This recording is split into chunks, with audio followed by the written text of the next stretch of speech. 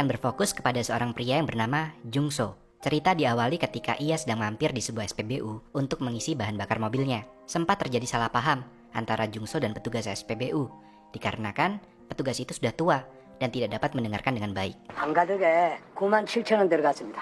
예? 아까 제가 3만 원만 넣어달라고 제가 말씀드렸어요. 아이, 이 할아버지가 기가 좀 어두워가지고요. Setelah masalah teratasi, si petugas memberikan 2 botol air minum sebagai tanda maaf atas kesalahannya tersebut. Setelah itu, Jungso kemudian melanjutkan perjalanan. Di dalam perjalanan tersebut, Jungso berkendara sambil mengangkat telepon dari istrinya untuk membahas ulang tahun Sujin, anaknya. Dia mengatakan pada istrinya untuk memberikan hadiah ulang tahun berupa anak anjing. Namun, hal itu diurungkannya karena Jungso mengkhawatirkan tentang perawatan anak anjing tersebut. 수진이 생일 선물은 어떻게 해봐. 강아지 사줘봐라. 아니 국경만한 집에서 개를 어떻게 키워? Sebelum menutup telepon dari istrinya, Jungso mengatakan bahwa ia telah membelikan kue ulang tahun untuk anaknya dan mengatakan akan pulang sekitar pukul 5.59. Lalu, ia menutup telepon tersebut dan mengangkat telepon dari bosnya. 하도 대리점 이정수입니다. 반갑습니다. 지금 운전 중입니다. 말씀하십시오. Jungso dan bosnya membahas tentang pekerjaan karena Senin depan ada sebuah kontrak pekerjaan yang harus ditandatangani. Setelah selesai membahas tentang pekerjaan, kemudian Jungso menutup teleponnya dengan si bos, dikarenakan di depan ada terowongan yang harus dilaluinya, sehingga sebelum memasuki terowongan tersebut, ia harus mematikan telepon. 제가 이 터널 지나고 바로 차 세워가지고 금방 다시 전화드리도록 하겠습니다. 예, 연락합시다. 잠시 후에 뵙겠습니다, 사장님. 감사합니다. Adegan kemudian dilanjutkan dengan Jungso yang sudah mulai masuk dalam sebuah terowongan. Tiba-tiba, lampu dalam terowongan mati dan keadaan menjadi sangat gelap. Jungso menjadi panik dan bertanya-tanya apakah gerangan yang terjadi. Belum sempat ia menemukan jawabannya, namun keadaan menjadi semakin tidak terkendali karena mobil yang dikendarinya tertimpa reruntuhan bangunan.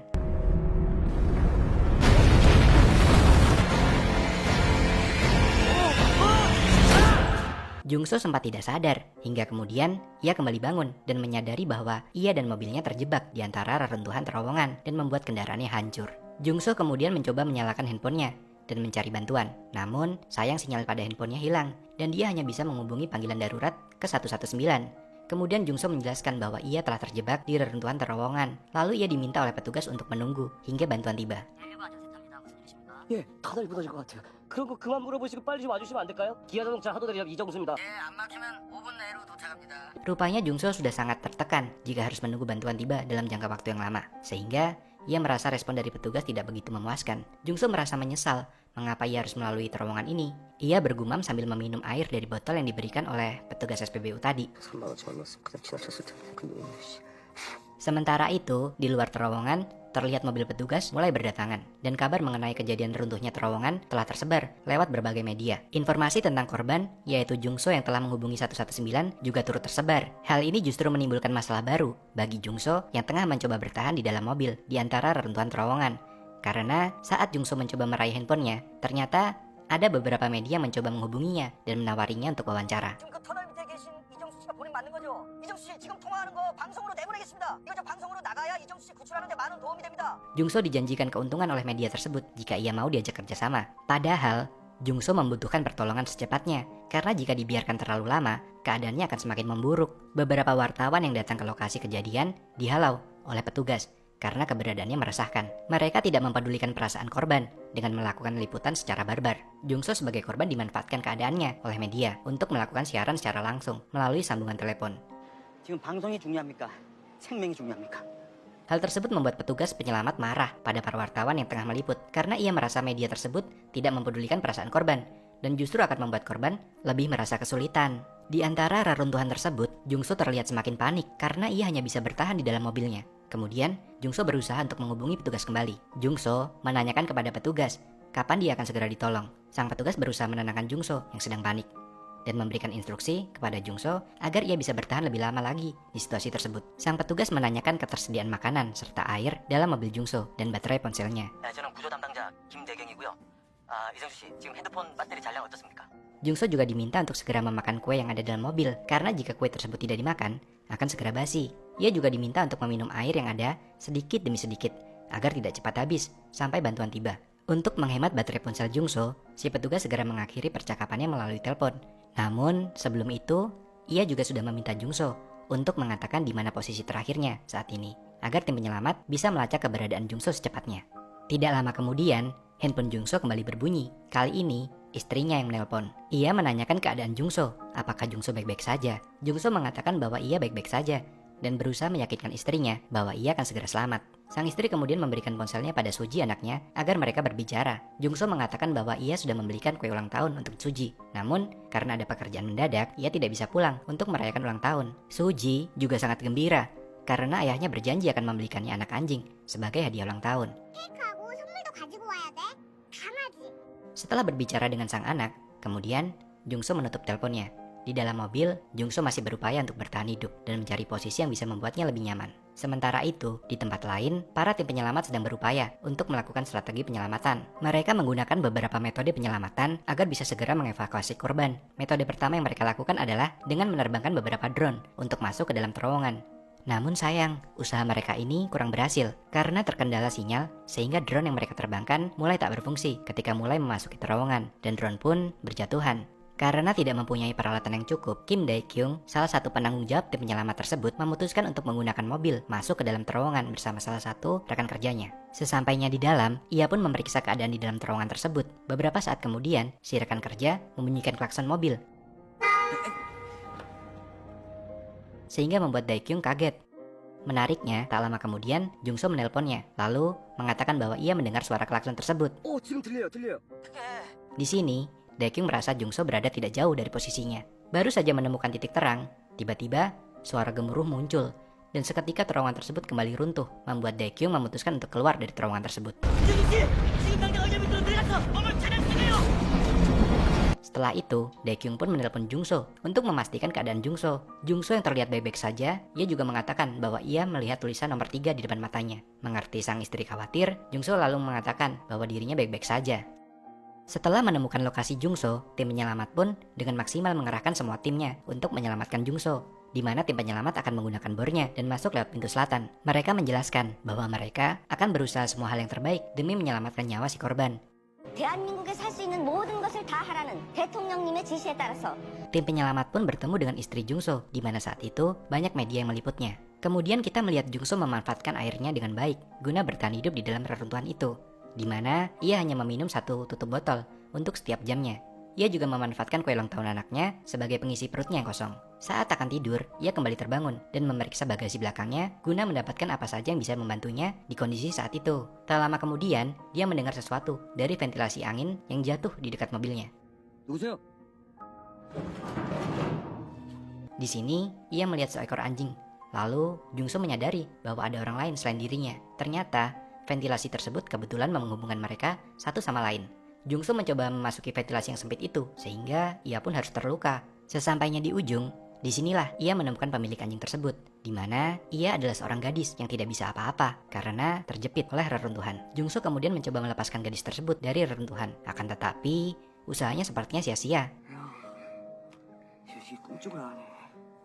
Gadis itu merasa tersiksa dengan kondisinya yang saat ini yang tak mampu bergerak sejak 2 hari yang lalu. Kemudian, Jungso pun mencoba menenangkan gadis tersebut dengan mengatakan bahwa dirinya akan segera selamat, di mana tim penyelamat saat ini sedang berusaha untuk menyelamatkan mereka. Lalu, karena haus, gadis itu pun meminta air kepada Jungso. Di sini, Jungso pun membagi sisa airnya kepada gadis tersebut. Jungso memberikan air tersebut sedikit demi sedikit guna menghemat air agar tetap bisa bertahan di dalam sana. Baru saja ingin menghemat, si gadis meminta Jungso untuk memberikan airnya sedikit kepada si anjing. Kemudian, Jungso meminjamkan ponsel pada gadis tersebut agar ia bisa menghubungi keluarganya dan mengatakan kondisinya saat ini. Si gadis pun akhirnya dapat terhubung dengan ibunya. Dan di sini, kita akan tahu nama gadis tersebut bernama Min-a. Dia mengatakan bahwa dirinya saat ini sedang bersama dengan seorang paman baik hati. Sang ibu pun berterima kasih, lalu menitip pesan agar senantiasa menjaga anaknya. 아, 예. 아유, 제가 미나 씨 잘 이렇게 데리고 있다가요. 제가 데리고 나가겠습니다. 걱정하지 마십시오. Sementara istrinya masih khawatir akan keselamatan suaminya. Ia melihat semua media memberitakan suaminya dan berharap akan keluar dengan keadaan selamat. Lalu kembali lagi pada Jungso. Saat merasa Min-a sudah tenang, ia pun kembali ke mobilnya untuk beristirahat. Sesampainya di mobil, ia memandangi foto anaknya. Kemudian memakan sedikit demi sedikit kue ulang tahunnya. Setelah itu, ketika ia memutuskan tidur, tak lama kemudian ia terbangun saat mendengar sesuatu di dekatnya, yang ternyata anjing Min-a telah memakan habis kuenya, sehingga ia pun tidak mempunyai stok makanan lagi. Saat itu ia kesal dengan anjing tersebut. Namun, ia selalu menyembunyikan kekesalannya kepada si Min-a. Saat kembali ke mobil Min-a, Jungso melihat kondisi Min-a semakin memburuk. Min-a mengatakan bahwa saat ini ia kesulitan untuk bernapas. Di sini, Min-a kembali meminta air kepada si Jungso. Melihat kondisi Jungso saat itu, dia pun harus memberikan sisa airnya. Setelah mengambil air dari mobilnya, Jungso melihat Min-a sudah tak sadarkan diri. Ia pun merasa takut, kemudian mencoba melepaskan Min-a dari reruntuhan. Di sini, Jungso sambil menangis, berusaha mendorong reruntuhan yang menjepit Min-a. Hingga akhirnya Jungso merasa bahwa Min-a telah tiada, lalu menutup jasad Min-a menggunakan jasnya. Di sisi lain, media mengabarkan bahwa sampai saat ini belum ada perkembangan dari tim penyelamat. Salah satu petugas mengatakan bahwa mereka kesulitan untuk mencapai keberadaan mereka karena bidang yang sulit ditambah lagi dengan kondisi alam yang saat itu turun hujan. Di waktu yang bersamaan, Jungso kembali menghubungi tim penyelamat yang tak juga kunjung datang menyelamatkan mereka. Daekyun pun hanya bisa mengatakan bahwa ia akan menyelamatkan mereka dan meminta mereka untuk lebih bisa bertahan dan bersabar. Di sini, Daekyun meminta Jungso untuk menampung air kencing ke dalam botol guna sebagai ganti persediaan air minumnya yang telah habis. Tak mempunyai pilihan lain, dia pun harus melakukannya. Bahkan dia juga memakan makanan anjing. Tak lama kemudian, dia pun terkejut ketika pintu mobil tersebut tiba-tiba jatuh. Dan setelah itu, dia pun bisa merasakan berdiri dari sekian lama berada di dalam mobil. Kemudian, karena rasa penasaran, Jungso mulai menyusuri keadaan terowongan tersebut. Pada saat itu, dia mendapatkan telepon kembali dari Daekyun. Ia mendapat kabar bahwa tim penyelamat akan tiba di posisi mereka dalam waktu 10 hari. Kemudian, dia juga mengatakan baru saja ia meminum air seninya guna memberikan dukungan kepada Jungso agar tetap bertahan untuk hidup. Hingga akhirnya Jungso memutuskan untuk meminum air seninya. Ketika akan minum, pandangannya tiba-tiba tertuju pada salah satu celah pada terowongan di mana ia menemukan air yang menetes dari celah batu. Hal itu membuat Jungso merasa senang. Kemudian menceritakan hal tersebut kepada istrinya agar sang istri tidak perlu mengkhawatirkan keadaannya saat ini. Sontak hal itu pun menjadi bahan candaan, di mana Daekyun telah mengorbankan dirinya untuk meminum air seninya sendiri.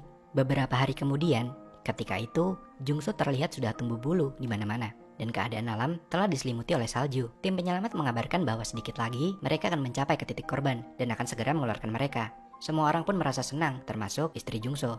Sementara, Jungso yang berada di dalam telah bersiap diri untuk keluar dari terowongan tersebut.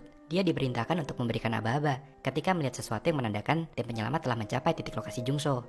Akan tetapi, masalah baru pun terjadi ketika Daekyun merasa bahwa timnya telah menggali pada lokasi yang salah. Sontak, tim penyelamat itu menjadi bahan pembicaraan oleh awak media, di mana tim penyelamat telah melakukan hal yang sia-sia dalam 17 hari ini. Dan melihat kondisi alam saat itu, sangat mustahil bagi mereka untuk melakukan gali ulang. Tak lama kemudian, Jungso pun mendengar kabar tersebut, membuat dirinya menjadi frustasi, mengingat dirinya telah menunggu 17 hari lamanya.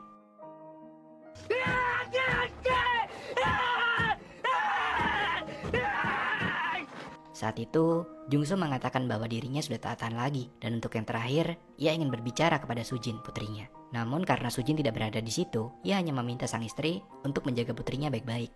당신 수진이 잘 키워줘.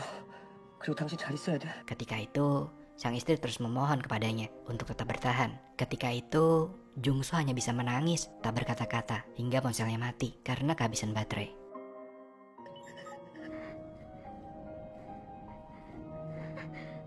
Beberapa hari kemudian, Daekyun si ketua tim penyelamat terlihat terus berusaha untuk menyelamatkan Jungso. Akan tetapi, di hari ke-23 itu belum ada perkembangan apapun. Mereka pun sudah tidak bisa mengetahui keadaan Jungso saat ini.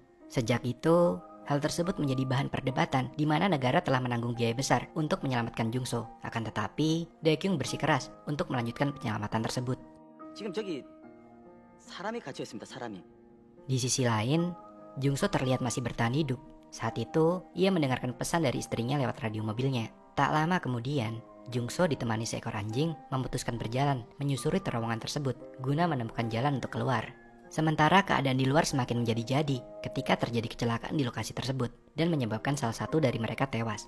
Oleh sebab itu, akhirnya kegiatan penyelamatan itu pun terpaksa dihentikan, membuat istri Jungso menahan duka pilu mengingat suaminya sedang berada di dalam sana menunggu pertolongan. 저희 남편 만약에 살아있으면 어쩌시려고요?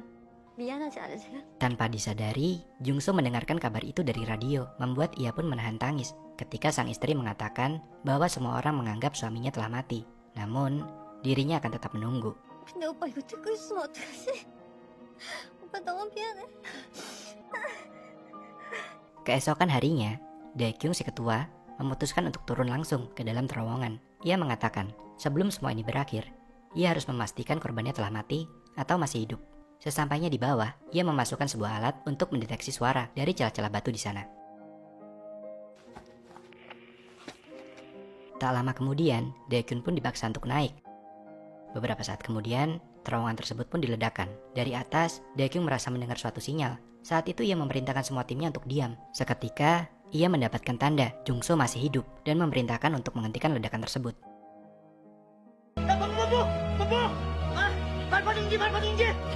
Hingga akhirnya, di hari ke-35 itu, Daekyun pun berhasil menemukan Jungso dan berhasil menyelamatkannya. Awak media pun mendadak ramai, lalu seketika dibanjiri pertanyaan oleh wartawan. Kemudian dengan kesal, Daekyun pun berteriak. Di akhir film, Jungso pun pulih, dan setiap ia masuk terowongan jalan, ia tidak lupa untuk selalu berdoa, dan film pun tamat. Dari keseluruhan, film ini menceritakan seseorang yang terkena bencana, di mana ia terjebak di dalam terowongan yang runtuh akibat gempa, dan semenjak itu, ia pun harus survive atau bertahan hidup dengan apa yang dimilikinya saat itu. Di sisi lain, kita juga melihat kisah perjuangan salah satu tim penyelamat, di mana ia selalu yakin kepada dirinya hingga ia menemukan korbannya. Dan kita juga diperlihatkan di mana kejamnya media yang terkadang mengambil kesimpulan sendiri hanya demi sebuah keuntungan. Pesan yang didapatkan dari film ini adalah jalani saja, yang penting yakin.